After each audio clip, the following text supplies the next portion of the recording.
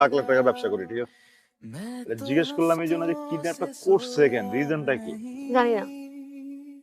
ওখানে অনেক মেয়েরা ছিল, ওদের দেখে মনে হয় ওদের বাপের টাকা আছে, ওরা আমাদের পাচার করে দেবে। হাসপাতাল গেছিলেন কেন? আসলে আমার বয়ফ্রেন্ড ছিল, ওর সাথে ঝগড়া করে ক্লিনিকে যাই। সেখানে যাওয়ার পর আমাকে অ্যানেস্থেশিয়া দেয়। অ্যানেস্থেশিয়া দেওয়ার পর অ্যানেস্থেশিয়ার পর আর আমার কিছু মনে নেই। একটা প্রশ্ন করি, বলেন। বয়ফ্রেন্ডের সাথে ঝগড়া হয়েছে ভালো কথা, ক্লিনিকে কেন গেলেন? মানুষ কি করে, ছাদে যায়, ছাদ থেকে লাফ দেয়, ফাঁসি দিয়ে ঝুলে যাবেন, বাপের কসম কাউরে হাসপাতাল যাইতে দেখিনি। মানে আমি প্রেগনেন্ট।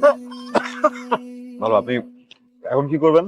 এখানে কোনো ক্লিনিক পেলে অ্যাবর্শন করে ফেলবো। আপনার জীবন, আপনার পেট, পোষণ করাবেন না কি করবেন আপনার ব্যাপার, আমার কি? কিন্তু এদিকে আপনি অ্যাবর্শন করে পারবেন না, কিছু ওদের দখলে না।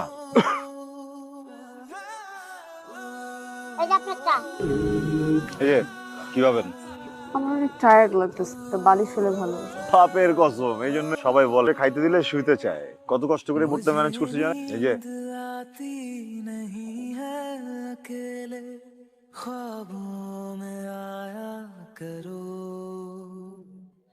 আপনি কাছে আসলে না, বা পাশের পাজরে কি যেন হয়। সরি, আমি আসি এদিকে।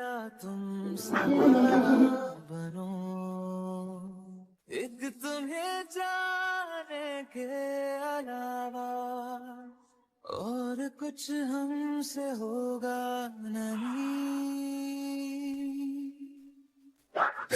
চল আর এই জায়গায় একটা সেকেন্ড সময় নষ্ট করে যাবো, তাহলে আফতাব মনির পোলা বানায় পড়বো। আচ্ছা ঠিক আছে, আমি বাড়ি দিচ্ছি আর তুমি মাইকটা খেয়ে রাখো, হ্যাঁ? ঠিক আছে মামু। এই মামু, যেতে পারবো না। কেন? বাপের কসম, আমি তোমার বাপকে আনতে ভুলে গেছি। আপনি আনতে ভুলে গেছেন মানে? আরে বাপের বাসায় রেখে আসছি না, এখন ওরা যদি খুঁজতে খুঁজতে বাসায় জায়গা, তাহলে তো আমার বাপের খুঁজে পাবো। তাহলে তো মামু ঝামেলা হয়ে যাবো। চেনে নাকি বাসা? আরে আমি এই জায়গার লোকাল না, আমার অনেকেই চেনে। আমি যাব না, যাব না, আপনার সাথে যাব। বাপের কসম, মাথা মুথা ঠিক আছে? আমার সাথে যাবে? আমার সাথে যেতে পারবেন না আপনি? পারবো, আপনার বাপের কসম। মামু পরে কিন্তু গাড়ি গুড়ি কিচ্ছু পাইবা না, ঝামেলা হয়ে যাবে।